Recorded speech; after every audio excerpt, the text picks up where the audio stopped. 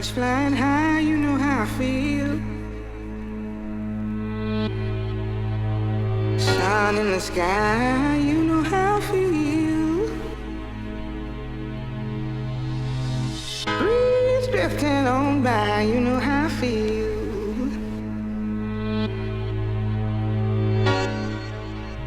Ooh,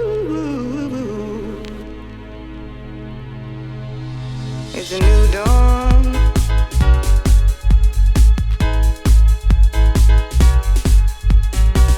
Birds flying high, you know how I feel. Sun in the sky, you know how I feel. Birds flying high, you know how I feel. Sun in the sky, you know how I feel. Breeze drifting on by, you know how I feel. It's a new dawn, it's a new day, it's a new life for me. Yeah, it's a new dawn. New Dawn. Meeting of the Minds. You're listening to TRAX Radio UK. Hey, welcome to the New Dawn show here with TRAX Radio. How are you feeling, guys? All right? All good, mate. Very good. Shelley and TRAX Radio. Yeah, we've been trying to get Mike to get himself sorted out in the background. So, Hey, there he is. He appears. Hello, Mike. That's good. Happy days. So, yeah, Mike, you are one of the founders of New Dawn, Meeting of the Minds. Do you want to start telling us your journey, where it all started? Well, I was a motor dealer, had a showroom in Knutsford, and Colin and George worked with me, and them being a lot younger than me, got wind of an all-nighter in Warrington, I think it was in the go-kart place. The Entropy. They went off to that, and they came back the next morning just going berserk about how good it was and how many people were there. And we got talking, and 3,000 or 4,000 people all paying £10 or £15 a head, and we just saw pound note signs. And that's really how it started. We went to 2 or 3 big all-nighters around the country and introduced me to it, and it was a bit of a revelation. Anyway, one thing led to another. We went to one up in Barrow. We met Kevin Camp from Top Guard. They were doing the security, and he introduced us to various people, and that's how we got going. I'm not sure how we met the DJs though. James and Scott, and there was Antix. TRAX. His name was Steve, and another lad called Jason. But anyway, we all got together and we were looking for venues. The first one was Coco Savannah in Stockport, which was a disco club, really, a chain club. Above the and we bus did station, wasn't it? there. It was above. And we got a bit of a name for ourselves, but they weren't too keen on it. So we did about 6 months there, I should think. Renew the deal we had with them. And we tried various other little clubs, and then we got wind of Rock World in Manchester, and they got an all-night license, the first one in Manchester. We went down, met John, the owner, saw the venue, and decided that was the place for us. So we opened in Rock World, and it started to take off big style. The problem with Manchester in those days was the door had to be controlled by one of the gangs, and it was just so scary. It was untrue. Where did the name come from? The New That Dawn was name? coming back from an all-nighter in Leicester. 4 or 5 o'clock in the morning, wired up, and we were thinking of what do we call this company? We had to have a promotion company and a name for it. And I'm staring out the car window. I think George was driving, and the sun started to come up. And I said, why don't we call it New Dawn? And everybody thought that was a good idea, and that's how it started.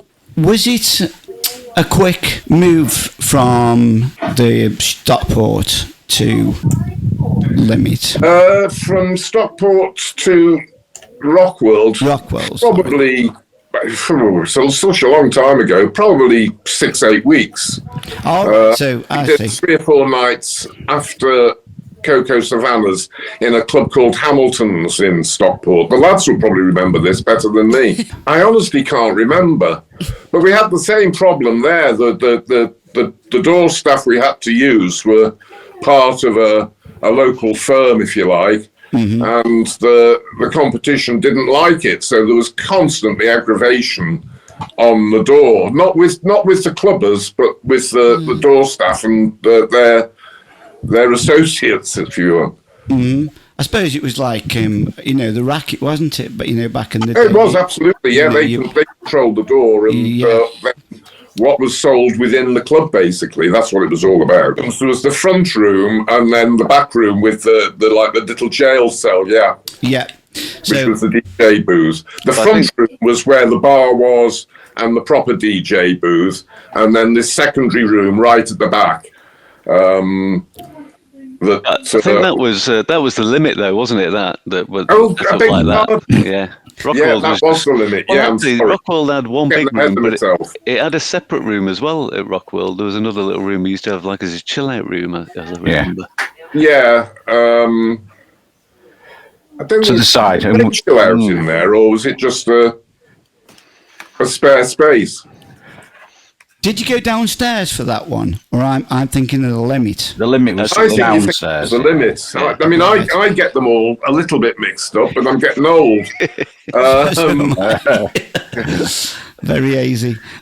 Yeah. I thought that Rockworld was just the one big dance floor, and then there was a green room behind the stage. Yeah. Dirty, horrible. Yeah. So, Scott and James, both of you played those, obviously. Can you remember how that happened? Who got in touch with who?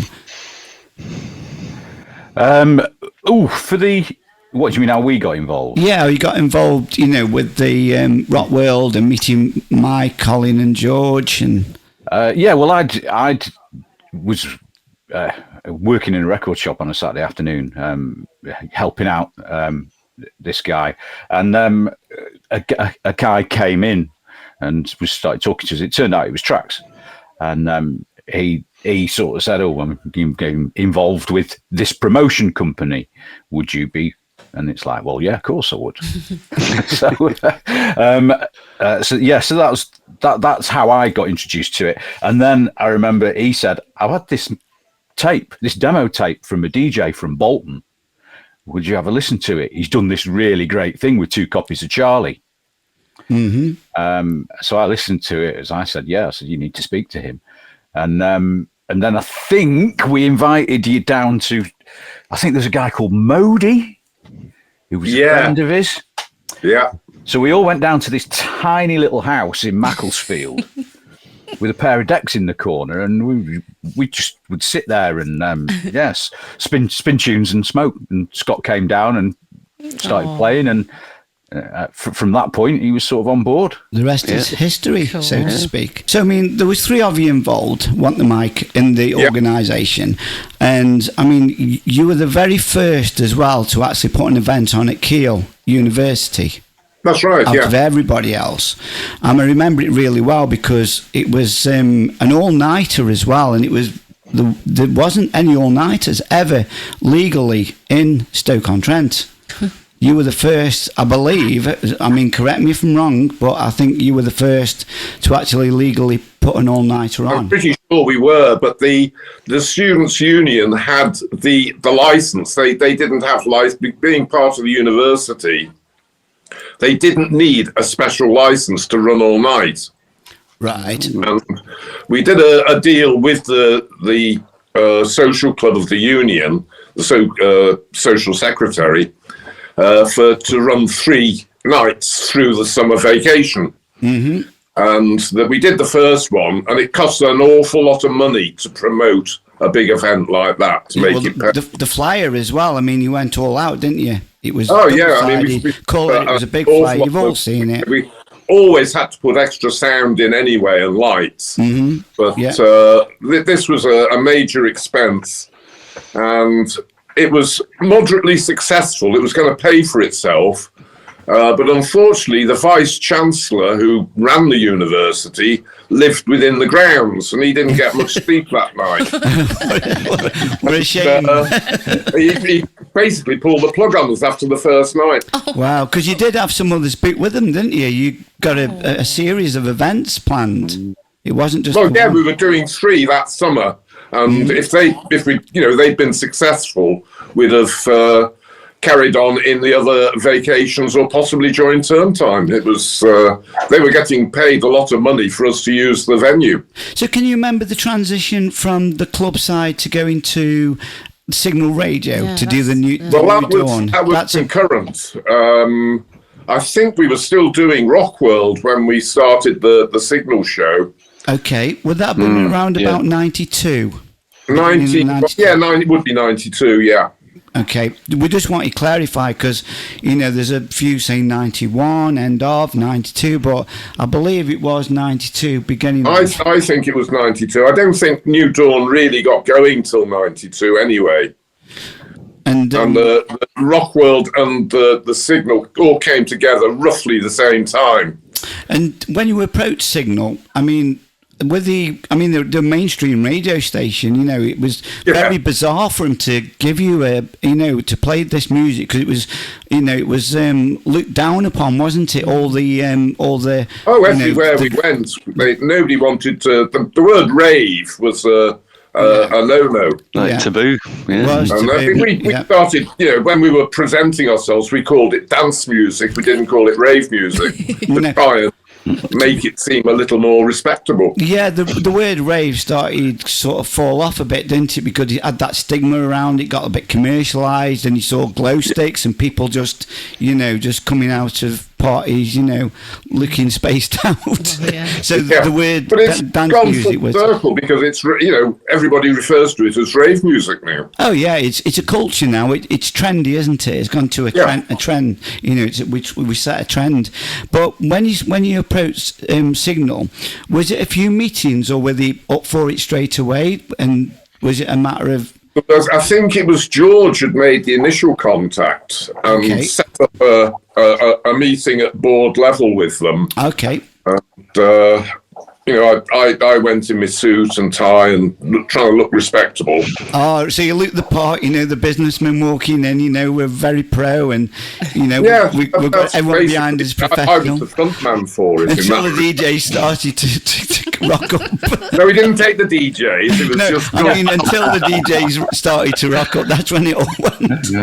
They gave us the Sunday night because it was their graveyard slot. They couldn't get commercial advertising. Nobody listened to the radio on a Sunday night, so they couldn't sell any advertising time. Right, and they were looking for somebody that would come and do it for nothing, which we were quite happy to do. And can you remember the starting point? Who were the DJs first? I'm imagining it's Antix and Cherokee. Yeah, I'm imagining it was Cherokee, TRAX, Antix.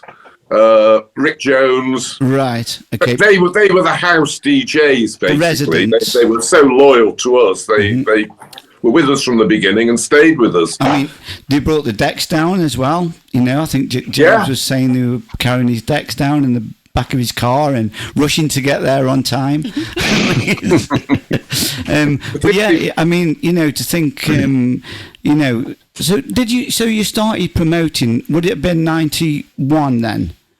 91, I think we first got the idea for it, yeah. And then it was a timeline transition from going from one club to another, and unfortunately, the gangsters ruined it in the end, didn't they? They did in Manchester, yeah. And it was such it was the place to go, wasn't it? It was packed. I think it was one in, one out. It was that type of scenario. It was, very successful. Very much similar to what was happening in Stoke. So, because you got the Hacienda. that was, they had their own house side of things that was, you know, so great to have two clubs running side by side, one playing different music and the other one playing the house side, which was the Hacienda, you know. I mean, you know, you catered more for the underground side, didn't you, which was, you know, dress to sweat type of club. That's what it was all about. And where we were lucky was with getting the gig at the Limit, because that had 2 floors, so we could play 2 types of music. And you know, we had an all-night license on the Friday and then a conventional license on the Saturday. So we'd got 2 bites of the cherry every weekend. Right, well, the problem was going into Signal Radio at 8 o'clock on a Sunday night when you'd been working all weekend, you were dead on your feet. That I was just about to say that. I mean, we were the same, us DJs. We'd been DJing Friday, Saturday, you know, and then sort of no sleep on Sunday, and then we got there and it was like, you know, another nightclub scenario in Signal Radio. Yeah, it was. But that was why it was so unique, why it was so successful. And I mean, the listeners that you've reached out to, and I mean Simon, and I mean Shelley, you know, they've told us the stories that Simon, they were trying to get coat hangers and trying to stretch him to pick up the signal, you know, because it wasn't, you know, well, we obviously had a phone in with shout outs, and we were getting phone calls from North Wales, Preston, down as far as Wolverhampton. I don't know how they got the signal, but they were picking it up all over the Northwest. You're probably plugging the CB 6 up, 6 down antennas into it. But you know, you started. It was great what you started. Are you sticking around with us, Mike, throughout the show? Because I'm sure there's going to be people in chat that want to ask questions. I know the lads have got questions, and Shelley has. So, are you sticking with us to the show? I'll stay with you. And then I believe that we've got a bit of a treat, because you've got a favourite track that reminds you of all that era, and we'll be playing that at the end. So you've got to stay, Mike. I will stay. Thank you very much for having me. You're fine. So we have got Nick Sheldon as well at the top, and he's going to start off with a mix, aren't you, Nick? So you're going to play something similar. I haven't heard it. I don't hear the mixes, so they're each fresh to me. So tell us a little bit about it. I know Shelley's heard it. Oh, I haven't. She's been telling me about it. It starts off a couple of 93 tunes, which were big, New Dawn, which we used to play upstairs at the gallery. Yeah. And then I just go all out a bit fierce, really, with new stuff. So we're going to start on a bit of an adrenaline push. So yeah, it's all good.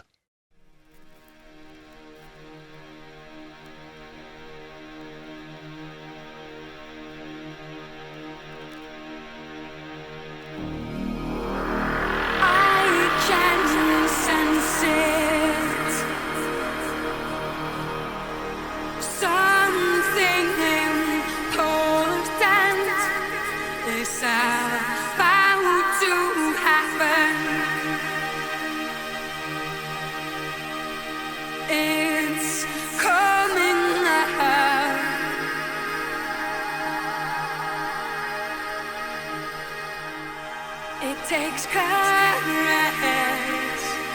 to enjoy the hardcore and the gentle, a big time sensuality.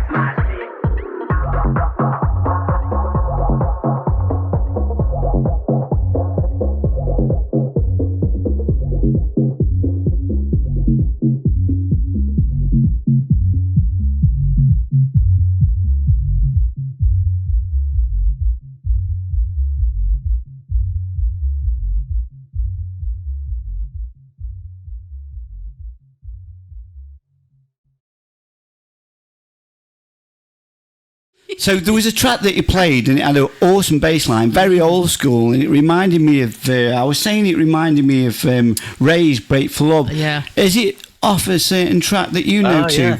Nick, that? It reminded me of it so much. Very similar.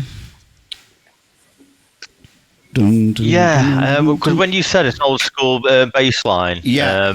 I was like, oh, right, yeah. But I was thinking of a rap tune, actually. Doug Lazy, maybe? No, not the Lazy, no. It's one where you use a cappella all the time. Right. Very good though. Nice. Now, sorry. No, it's okay, but it was really, really good. So yeah, I think if we go back to the group, let's take it from the top. What did you think about that, James? Did you enjoy that? It was brilliant. Yeah, I absolutely loved it. I was rocking around the room here. I took the headphones off, had the speakers on. Yeah, thought you were going to say rocking around the clock then. No, that's before my time. That. But yeah, no, absolutely loved it. I think it was the one with that had those bell sounds in that you were thinking of. Yeah, it reminded me of the project. I put it in the group the other week. The Blairic, the project Dance with the Devil. Down, down, down. It's very, very, very good. Yeah, great mix.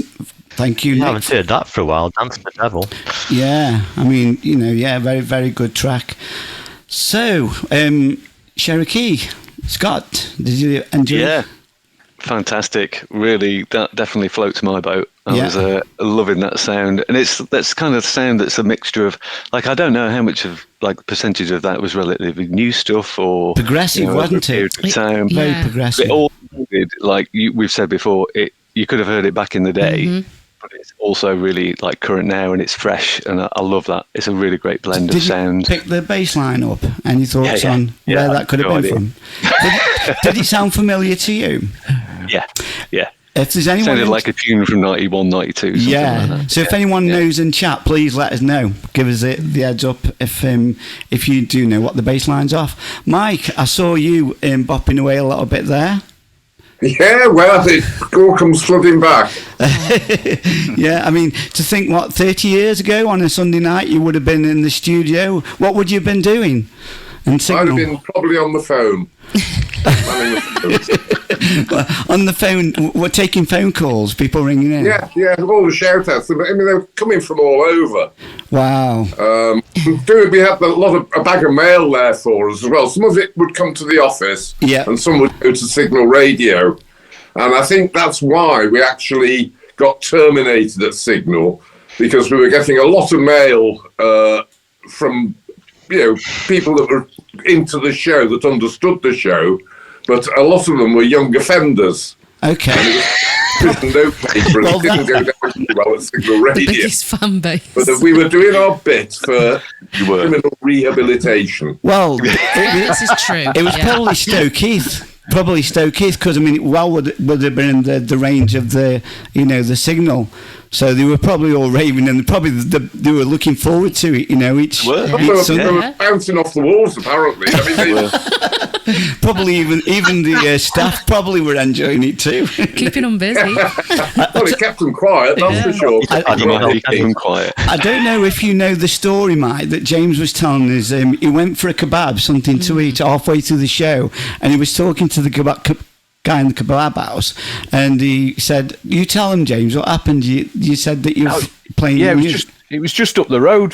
It was like 2 doors up from Signal. This kebab house, and fast food place.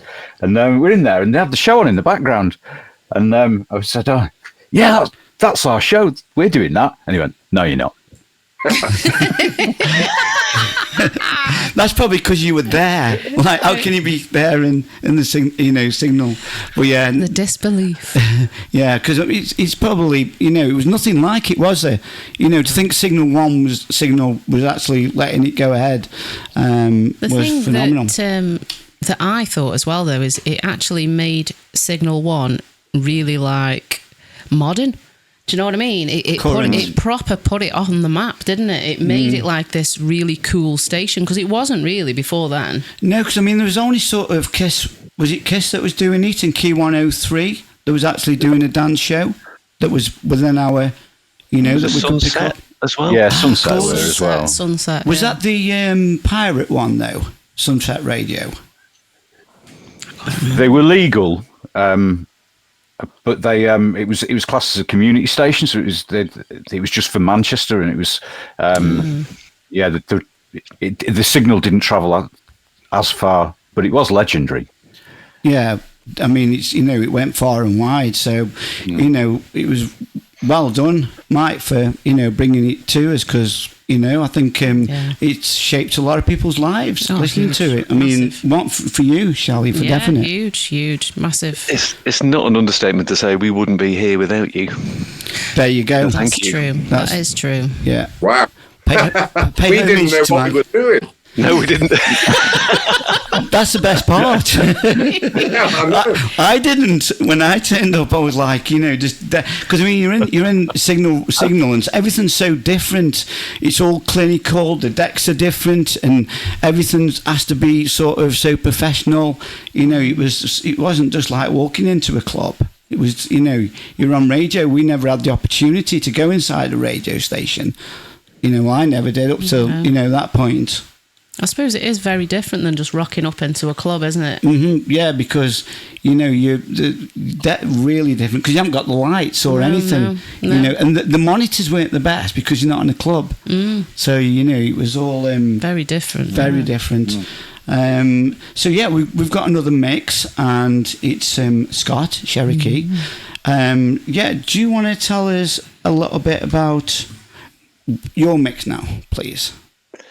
Yeah, I'd love to. This was put together as a bit of a mashup. I do the Golden Days Raves at Mint Lounge, old school events, and I play as a resident for them. And they'd asked me to put together like a mix that I'd done back in the day. And there was a tape of the last night of Rock World. Mm-hmm. The engineers did a tape, and I think they taped all the DJ sets, and I'd played the last set. And little known to me, years later, I found this out. It became a bit of a legendary tape with some people and the Golden Days promoters. Anyway, they said, could you put us like a mix together of that? But there's also another tape I'd done around that time, 91, 92. It'd been 92. Called like a didgeridoo tape. Starts off with the Aphex Twin didgeridoo, and I said, "Yeah, I'll do a mashup of the two." So this is the mix that I did for them just last month in April, and it was a real pleasure to bring those kind of two different sets together into one. and I dropped a tune in at the end. I don't know if we'll get to hear it because it's only 45 minutes. It's an hour-long mix, but I think we're only playing 45. And that was a limit tune that I stuck in at the end. And it was great. It went down really well with everyone. And I thought it'd be really lovely to share it with you on the show.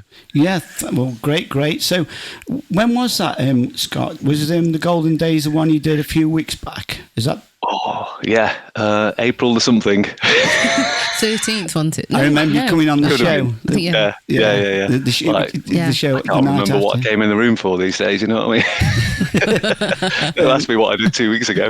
So, again, on vinyl, everyone loved it. The group, people in chat loved to see the vinyl. It's great to see that you kept with that, so... I mean, you can... It's nice to keep the tradition alive, Yeah, it's nostalgia, isn't it? Seeing the vinyl DJs, it's been a bit lost just lately, but it's always nice to see. We talk about it all the time, about the vinyl and the digital, and but it's great that you've kept that heritage to yourself, Scott. So we'll go over to your mix, and this is Cherokee in the mix. And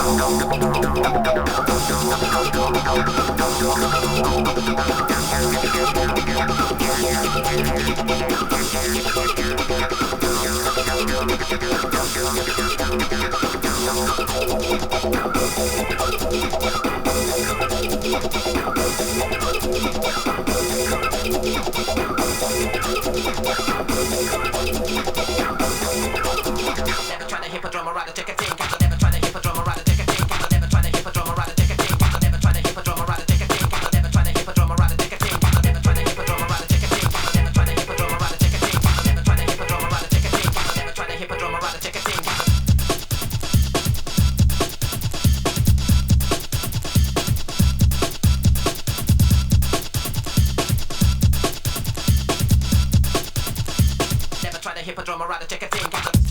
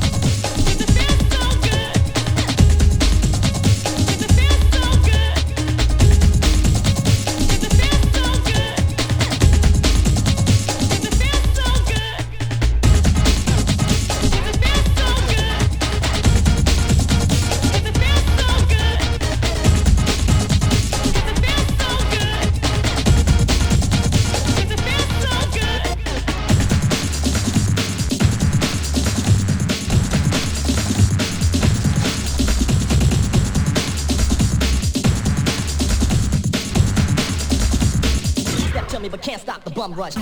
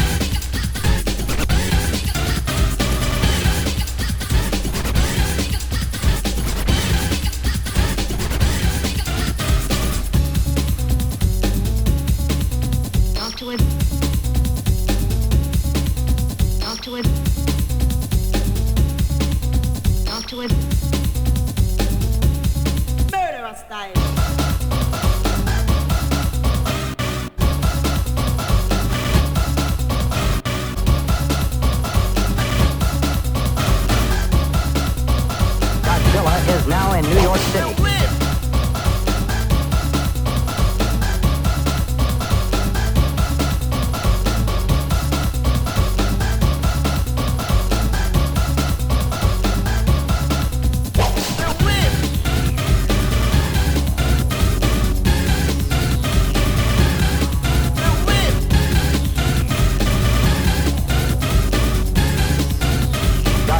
Is now in New York City.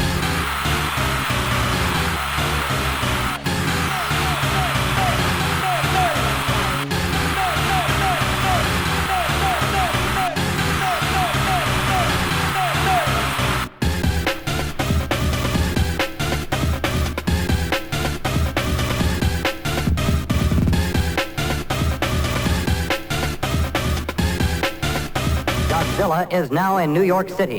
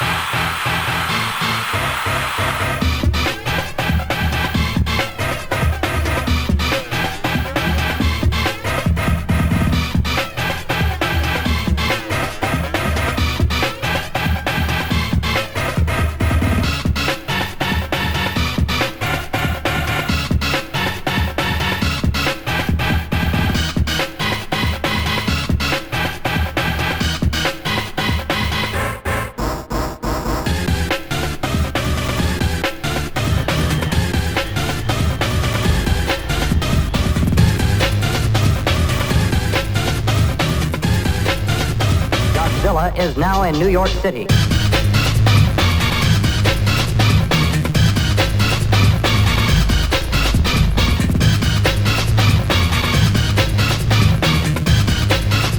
Godzilla is now in New York City.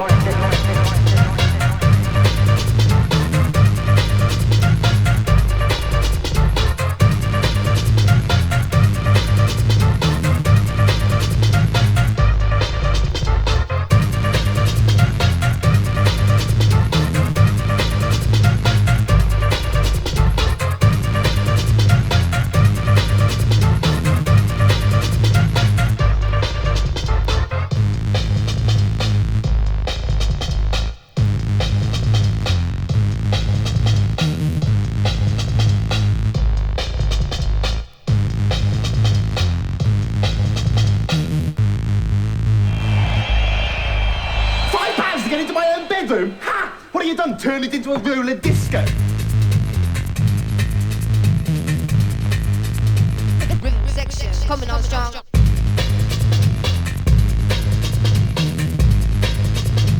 Rhythm section coming on strong. Rhythm section. Rhythm section. Rhythm section coming on strong. Rhythm section. Rhythm section. Rhythm section coming on strong.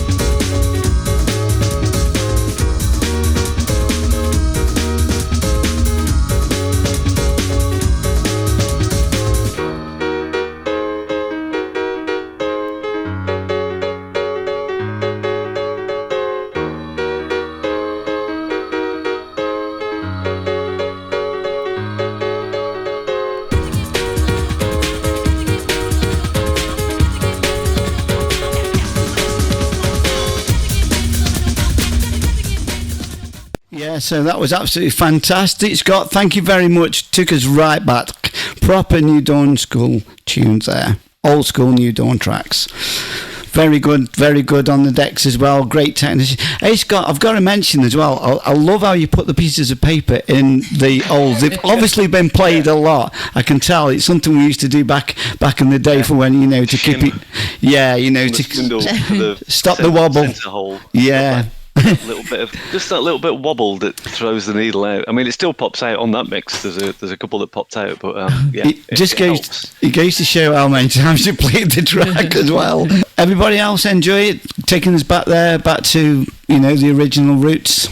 Well, I'll just jump in then, eh? Fantastic. I loved it. It's brilliant as always. Scott is great. Yeah, without a doubt. Good. Yeah, I concur. That was fantastic, and it's great because you're playing the old stuff, and you're keeping it not cheesy or anything as well. You know what I mean? It's really good. The underground. So, because you get to when you hear the old school, sometimes you get fed up doing the same stuff. But I mean that class, total class, mate. It's the hardcore, isn't it? You know, the breaks sort of, you know, it's had its magic moment, didn't it? The old school breaks, you know, and then it started going hardcore, happy hardcore, and it sort of fell off a bit there. I know it was, you know, some of the young ones liked it, but started really, you know, speeding up the vocals, sounding a bit chipmunky in the, you know, 93s. Yeah. 93. So, Mike, did that take you back? That took me right back. That's classic Scott, it really is. The thing is, Daz, you've invited me on tonight, which I'm gobsmacked. I can't believe that you know, 30 years on, you still want an old fart like me on. But hey, we're all getting there. You're not that old. The thing not that is old. how New Dawn never made any money, but we had an absolute ball. But we couldn't have done what we did without you guys. Well, I mean, I really mean that. We didn't know what we were doing, and you showed us the way. And as house DJs, you were the match of any of the top names that we were paying £1,000 a night to. You know, Carl Cox and people like that. Laurent Garnier. They weren't a patch on what you could do in a club. I think it's because we knew the crowd. I mean, some of these guys were coming out of town, and you know, we kind of got a feel to what they like. I mean, there was a north and south split. South was a bit more harder, and the north was a bit more, you know, piano-y, and you know, but it did have the middle ground as well with the hardcore. You know, some of the DJs were coming from out of town, and you know, they were dropping all the current stuff, and it was sometimes a bit clever where we knew a crowd, didn't we, because we were residents, so we kind of educated them. Garnier is a classic example. He played the gallery for us, and people were coming up to me saying, can you take him off? Everybody was sat down or stood around listening. You know, it wasn't a concert. We were charging money for people to go and have a good time and dance. And poor old Laurent Garnier came on playing his set, and I'm sure he'd have got people up eventually, but at the time, the night was dying. He was in the prime spot, and the night was dying. I took the decision to take him off. Wow. Which I'm happy about, but we gave him the full 3 hours on the Sunday, I think, then. So he went out on, you know, English radio for 3 hours, best part of. We parted friends. Yeah. Well, I mean, on the Sunday show when he did that long set, and I didn't know why. I hadn't realised what had happened, but, you know, for whatever reason. Yeah, well, I think it was dimension, but you know. I think it was Antix had to go on and replace him. Recovery. It's happened a few times, you know, when Entropy, you know, it's been the same, but that's because they are guest DJs, and they kind of, you know, they don't know the crowd. They come and do what they do, and correct, you know, it's but I know we've got some questions for you, Mike. I know the lads are dying to ask you. I know Shelley's got questions as well, putting her on the spot. So we'll take it from the left. Nick, questions for Mike.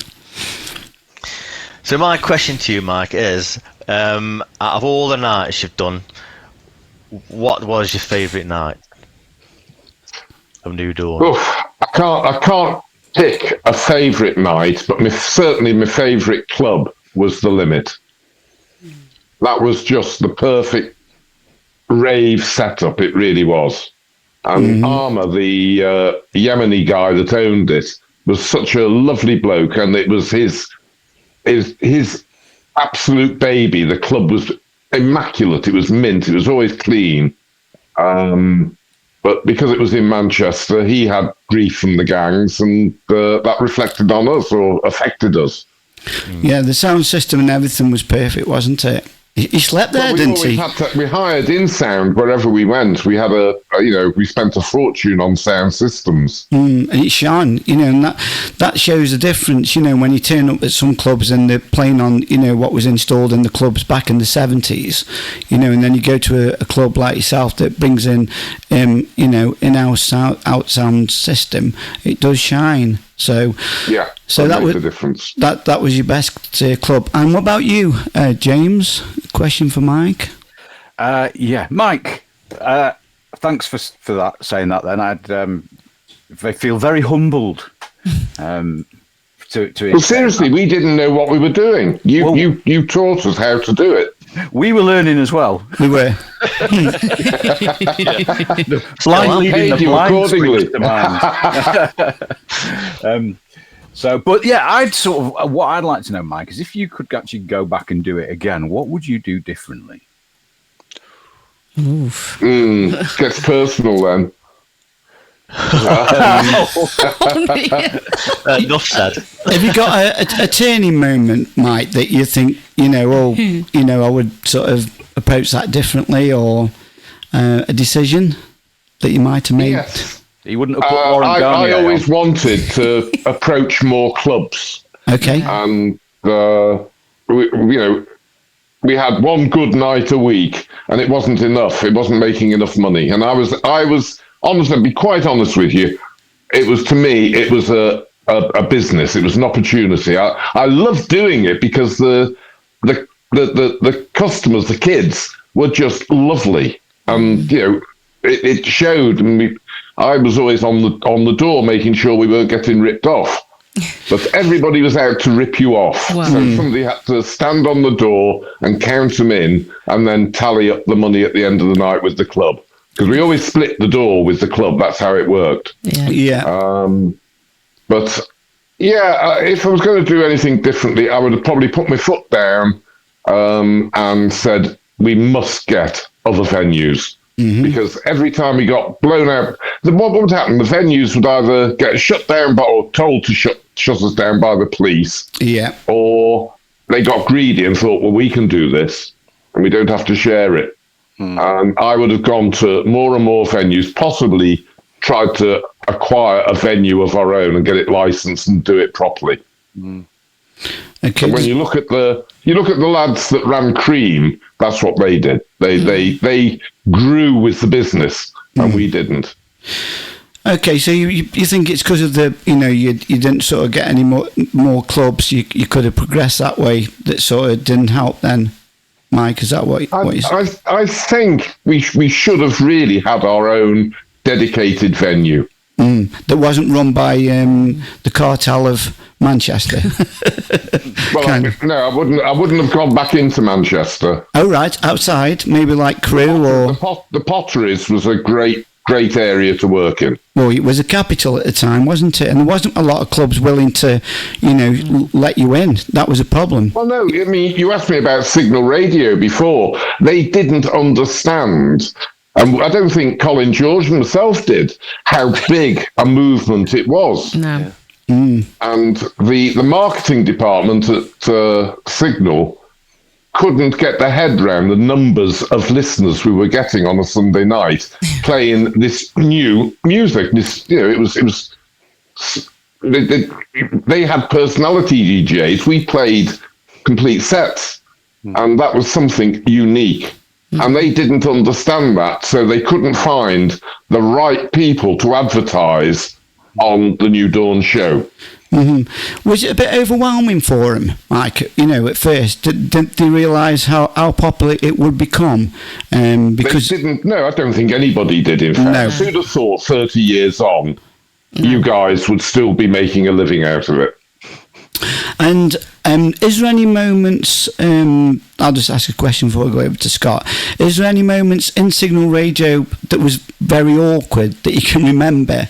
Any shout outs or anything happening, anyone coming to the door trying to get in, or?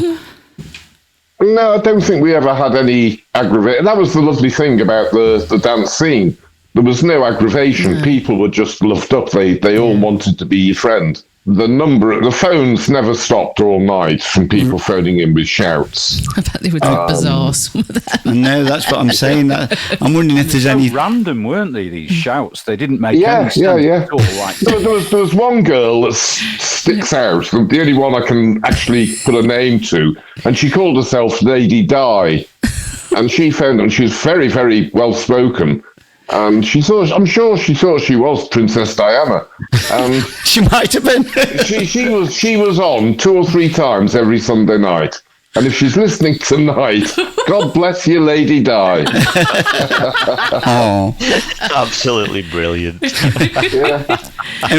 What about yourself, Scott? Cherokee, questions? Well, I think you've probably covered the question that I had. It's kind of about favourites or favourite moments that you can remember. And you've given us some real gems there, Mike. Thank you for that. But so I will just say, I don't know if you will remember, but I will say Selena and Christina used to come to Rock World and The Limit. They're still on the scene. They're coming out. I'm doing gigs there all the time, and they just wanted to say hi. So, say hi. I really back to remember them. you and love you for how you were with us all and how you treated us all. My philosophy was we were charging to give people a good time, and if people were nice back to us, we'd go the extra mile for them. That was how I saw it. Yeah. And it's lovely all this time on. That there's such a great feeling about it and great memories. So thank you, thanks Selena, everybody that's listening that remembers. Yeah, we've got to thank Simon as well, because it was his idea, wasn't Absolutely. it? For, Tracks. Yeah. He had the idea. We approached him. I approached Nick. Nick approached James, and James got in touch with yourself, Mike, and then we got the crew back together. So thanks to Simon for the the thought there. I've never met Simon, but please, from the bottom of my heart, thank you very much for what you're doing and what you're allowing these guys to do. Oh, I'm sure he'd be humbled by that. Certainly. And you, Shell, anything you want to ask? I know. Oh God. I know you've told us this story, Mike, but I think everybody would love to hear this story. And you had got some of the most beautiful flyers out there. And I know there's a bit of history with a certain flyer that you did that I'd like you to tell us all about. And also, where did you get your design ideas from? Good question. Well, I think the first part of the question, the one that you're talking about, was the Rowntree's Sweets Smarties. And only Smarties go to Rock World. Well, that came about through the lads again. We'd been put in touch with a couple of young computer graphic designers in the very, very early days of CAD. And we went round to their bedsit one afternoon, and we sat there and we thrashed out various ideas, and somebody got the munchies. So they went down to the corner shop, and they're browsing the corner shop, and somebody sees a tube of Smarties, and it clicked. I don't know who it was. They came back with this tube of Smarties, and we adulterated it, basically. And we ran that for 3 or 4 weeks, and it was a very, very popular flyer, very successful flyer. But we got quite a heavy letter from a firm of London solicitors asking us to stop and desist. Otherwise, we'd be desist, or we'd be deceased. I wonder how they found out. That's how wide it went. Crazy that, isn't it? Yeah, it was successful. It got as far as London. I think it's brilliant, that. But the more sort of trippy flyers that we came up with, again, we ripped it off. You could get, long before computers, really, and the internet, certainly, and you could get catalogues of commercial images. They were all copyrighted, and you could apply to the company that owned the copyright to print them off. You were licensed to use it, but it cost you a fortune. But we shortcutted the system and scanned the images from the catalogue. I love your honesty. Went to the printers and said, run those off for us, and that's how it came about. What about the sampling of the media world? Yeah, just like they could afford it. Yeah, sampling tunes, just sample images. What about the Meeting of the Minds flyer design, Mike? Because that got a certain story. Again, it came from the image, right? And a little bit like seeing the sunrise. It just struck me that we should call it Meeting of the Minds, because what we were trying to do was encapsulate the ethos of the dance nights, the rave nights, because like-minded people were going, and getting a little bit spaced out, And it just seemed so appropriate. With the Smarties. And the Smarties, yeah. It's Smarties. So, yeah, great. Thanks for being with us, Mike. Have you got another question, Scott? Sorry, with No, that's... sure, nothing. Nothing. What about you, James? I've got a million questions I could ask Mike, but it's like, we've only got so much time on air. We'll meet off air. Ready to buy some Smarties now, I am. You get on the Smarties. Okay, so we have got another mix, and it says James's mix, and so James, tell us a bit about your mix coming up, please, buddy. I'm playing on Friday in small bar near me in Sale. The bar's called Hops and Boogie. And when I'm in there, because it's like there's lots of different beers and they sell vinyl. You've got a pair of decks in there, so occasionally I'll go in and I'll play for him. But because it's a bar and it's quite sort of relaxed, it's a small, quite an intimate space. I tend to rein it in a little bit and play sort of more vocal and more funky sort of stuff. So I just thought, do you know what? As soon as I'm doing that this weekend, the mix that I'll do is hopefully something along the lines of what you might expect to hear if you come down on the Friday. It's free to get in. Yep. It's in Stanley Square in Sale. The tunes that I've picked out for this are... I was a bit apprehensive because it is quite different for me. But yeah, hopefully you'll recognise some of them. It does have an old feel, I think, a very old feel from the early house days. Nice. At the beginning. But it might not be the versions that you're familiar with. It might be a twist or a remix or a remake of them. But I'll hand it over to you. Have a listen, and hopefully you will enjoy it as much as I enjoyed putting it together. I'm sure we will. I have heard snips of you, Shell. I've heard it all. Okay. And she tells me all the time, you should hear mixes, you should hear the mix, you should hear the mixes.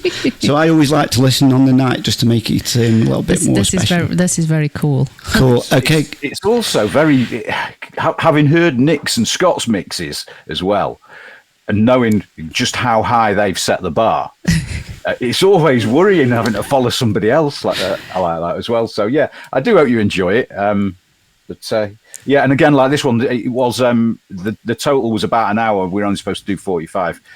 So if you need to, Daz, remember to cut it at 45. Okay, well, if it's got some old school in, I'm sure it'll go down the treat anyway. So yeah, James, Antix in the mix.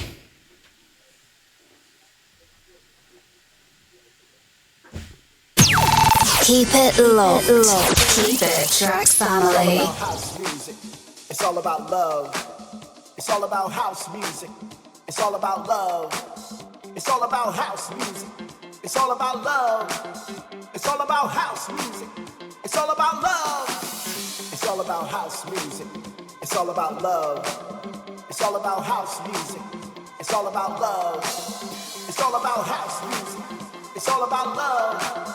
It's all about house music. It's all about love.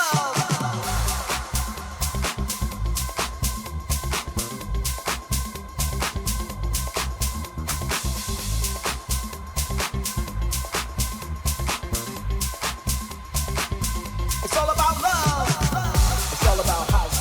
It's all about house. It's all about house. It's all about house. It's all about house. It's all about house. It's all about house.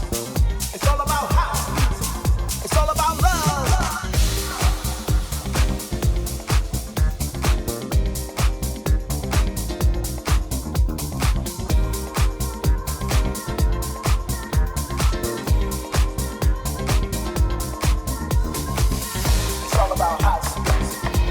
about love.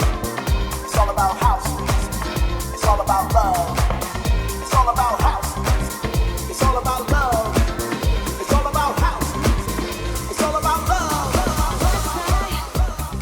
We were acting out our later scene, seeming like a million miles between where we are right now and where we've been.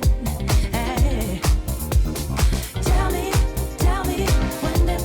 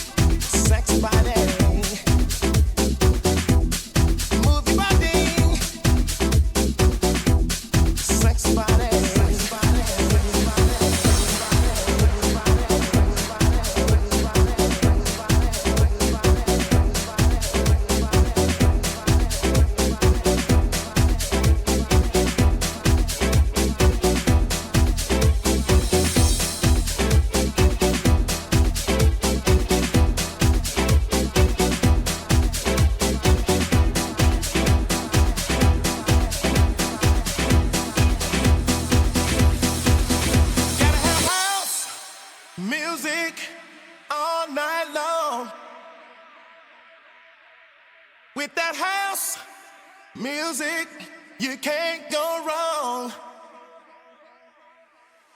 Give me that house music to set me free. Lost in house music is where I wanna be. It's gonna set you free, free, free, free, free, free,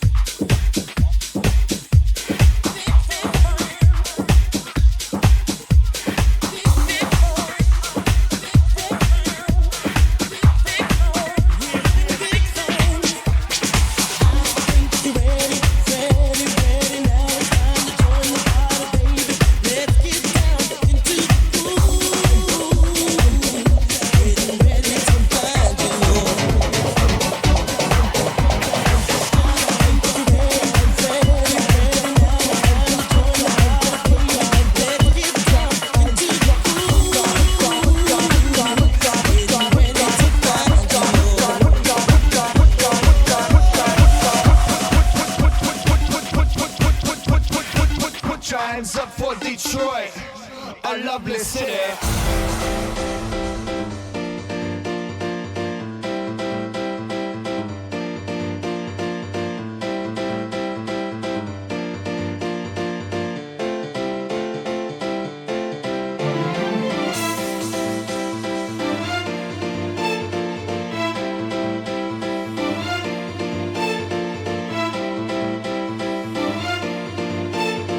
Put your hands up for Detroit, a lovely city.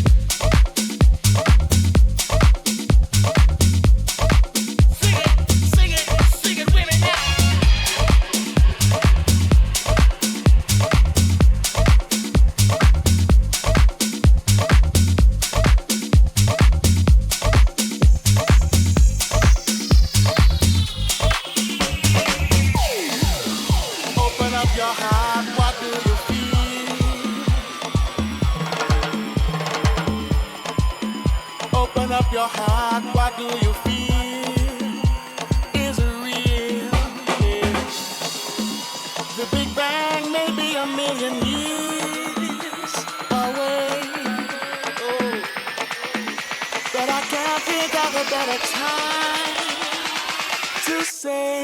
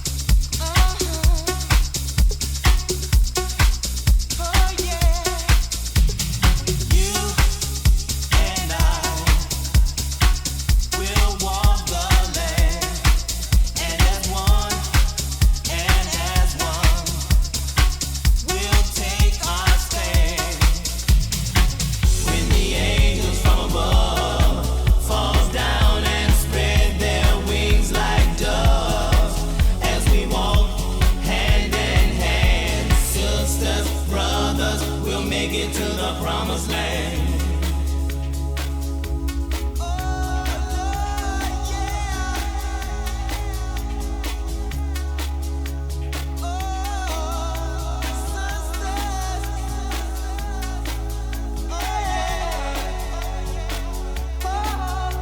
Down and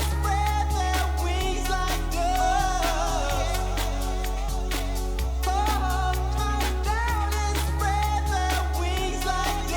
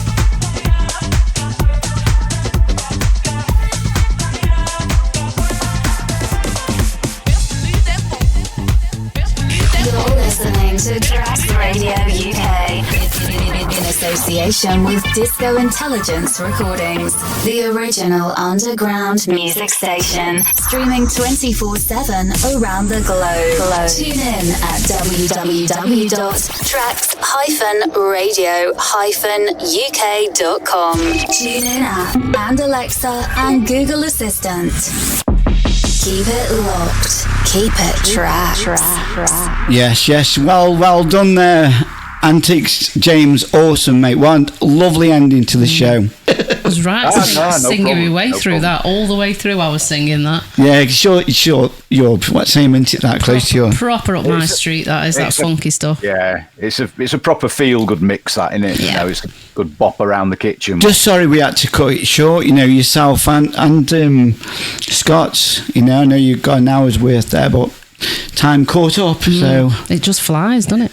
Well, if anyone does want to hear the end of it, that'll be going on my Mixcloud very soon. Good, and you played a track, Follow Me. Follow Me. And we were talking about the gallery, because it's something that we haven't really spoke about, and I think if Mike's still with us, are you still with us, Mike? Are you there? I certainly am. Thank you. I just want to, before we wrap it up, can we have a little chat about the gallery? Because I know it was close to Nick's heart. How long did that run, and how did you go from Manchester to the gallery? If we could just have a chat about that. Well, I said earlier on, the Limit was my favourite venue, and the guy that owned it was a lovely guy. Yeah. But he got shut down by the gangs. He had one gang controlling the door, and the rivals just tried to, muscle their way in the whole time. And he had to shut down, and, we lost the gig. Simple as that. But it was a fabulous, fabulous club. So how did you get to the gallery? Well, after the Limit... I'm just trying to think where we went. We went 2 or 3 places. Small clubs didn't work. I think we actually did about a month, once a week at Wrexham Football Club at the racecourse. Right. But it was just out of our area, that nobody knew about us over there really. So it was starting from scratch. And then I think Colin had just been knocking on doors and called at the gallery. And was shown round, and it was a perfect venue for us. And it was out of Manchester. We didn't have the problems. Yeah. And that's how we ended up there. You were lucky to get that. I mean, Nick probably fell in some blanks there. I mean, it was a massive part of your career, wasn't it, Nick, really? Well, for I was hoping Mark was going to fill the blanks in. My mind's a blank, Nick. I had some great times in there. Obviously, with the first one I did was using the fly that's behind James on his green screen. The Dolphins. So I was on, and then Laurent Garnier was on, and then I think. I can't remember the other two. There was 4 events on that one. K-Class were on. We're doing a PA, weren't they, on that one? That's correct, yeah. And then after my guest gig, then they took me on every weekend. I was upstairs with James and loved it. Really good. Great to work with you. You'd been playing for us in Wigan before that, Nick, hadn't you? No, I hadn't. No. Oh, I thought you had. No. I don't know how I ended up there. It's all good. I think what had happened, I went up to Wigan because it was George that showed me the club and said, "What do you think?" And that was my move just as Shelley's was shutting. I was quite lucky to get that, actually. I didn't know Shelley's was going to shut, but it came at the right time. But I just know the gallery, it was the gallery sort of really took off in Stoke, because Entropy, lost numbers, and it was at the academy and it fell off numbers, and then you've got like Kinetic opening, things really changed, but the gallery stuck to the root to what really Entropy was doing. You took the Entropy crowd, I'd say, really, And because then a lot of people from Stoke went to Wigan, so it was a massive. How long did it go for, the gallery? I mean, it was a massive part of Stoke's history. Probably 6 months, 8 months, maybe longer. I can't remember. It's nearly a year, wasn't it? I was going to say, I mean, that was packed to the rims as well, wasn't it? Yeah, most nights. It was a successful venue, that. But again, the owner didn't see it our way. We were splitting the door with him. We were hiring in all the sound and the lights and everything. And he just got greedy, and we had a parting of the ways. But that was the nature of the business in those days. Was that Tony who owned that then? Yeah, I think it was Tony, wasn't it? Yeah.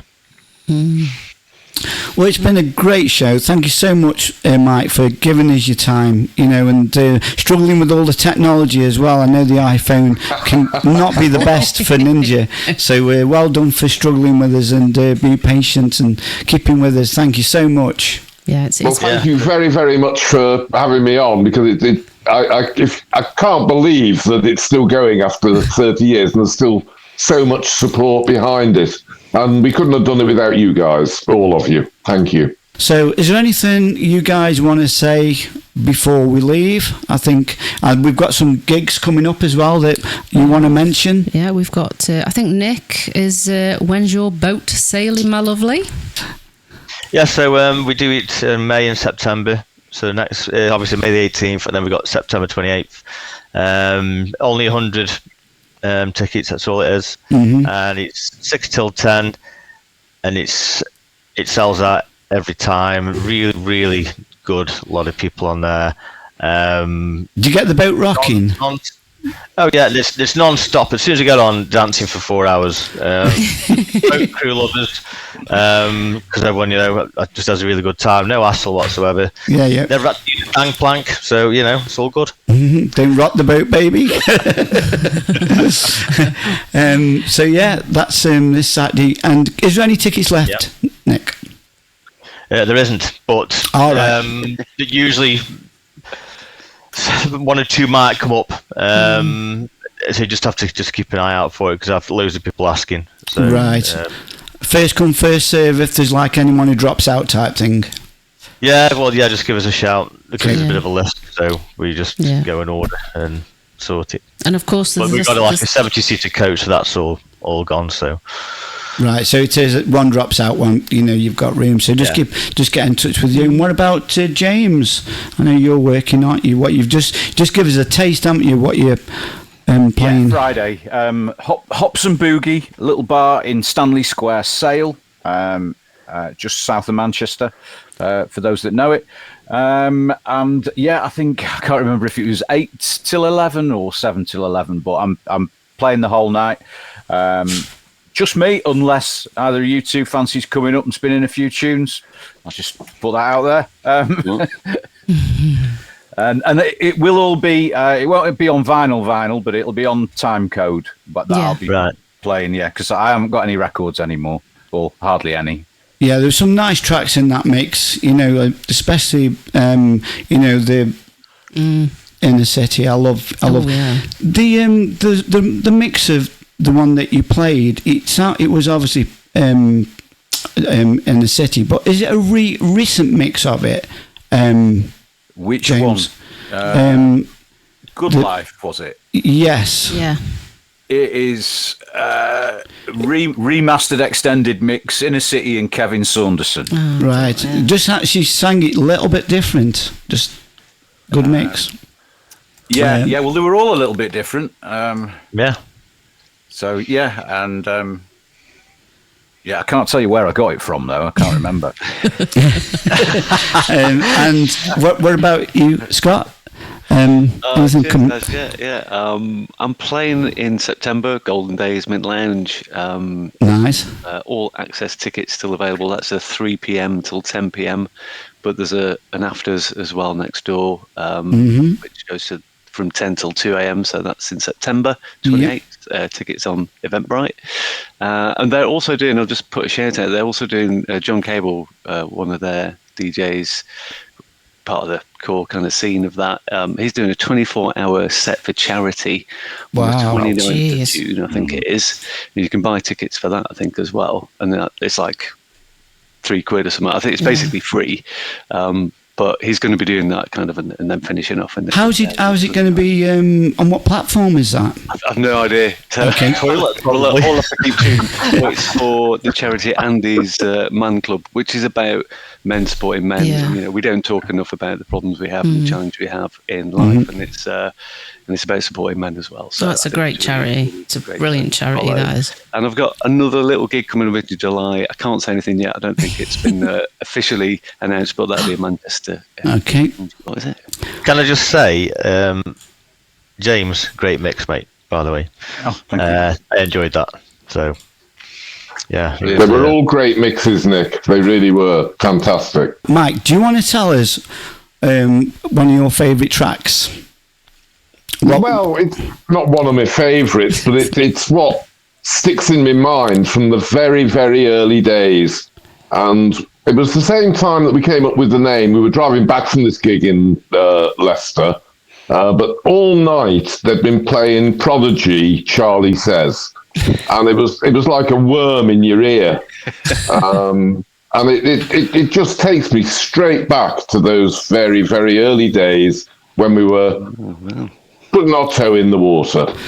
And it's a good tune. It is a good tune, even though it's a bit cheesy, but Prodigy were good. It's funny because when it first came out, it wasn't cheesy. It was so underground. And then after months and months and months, when the scene started to get a lot bit commercialised, they obviously did this track and did a video, and that's when it started going a bit ravey, wasn't it? Yeah. The rave word came. That video, I remember being on television because it was a BBC or a government public broadcast about kids' safety. And I can remember it when it was serious. Yeah, was it something to do with crossing the road? It was, it was the Green Cross Code. Yeah, and not talking to strangers. Yeah, it was, I can remember it. Okay, so let's play it. Prodigy, Charlie.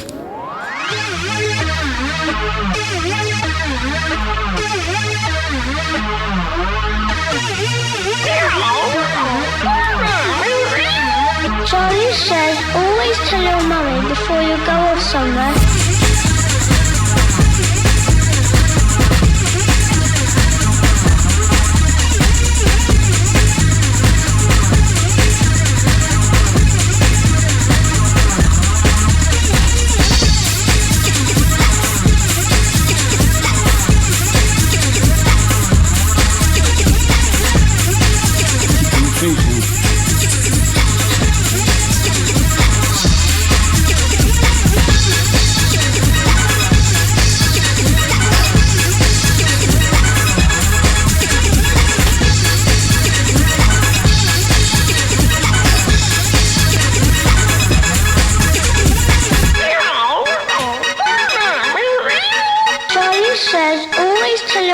Before you go off somewhere.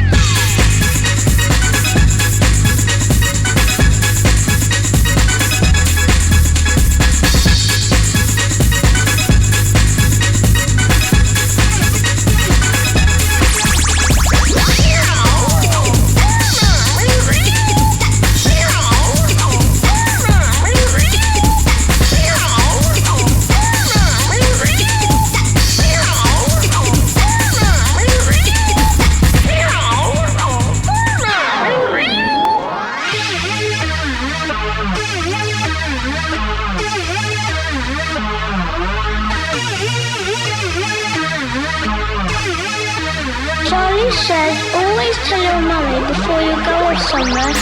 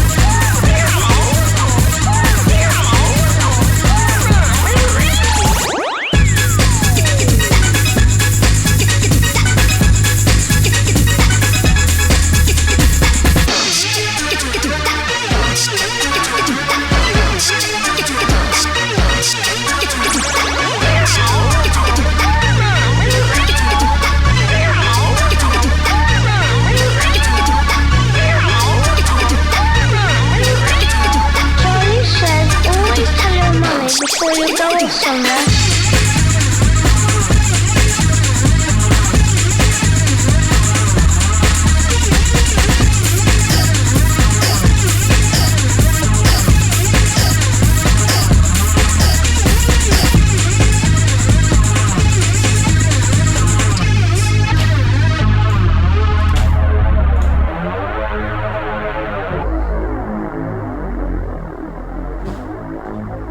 Right, thanks, guys. For staying around. I know it gets it's late, isn't it? And I don't know who's stuck around and who's with us, but thank you for staying with us, and thanks again, Mike, for taking time out and staying with us. Thank you for having me. It's been a blast. It really has.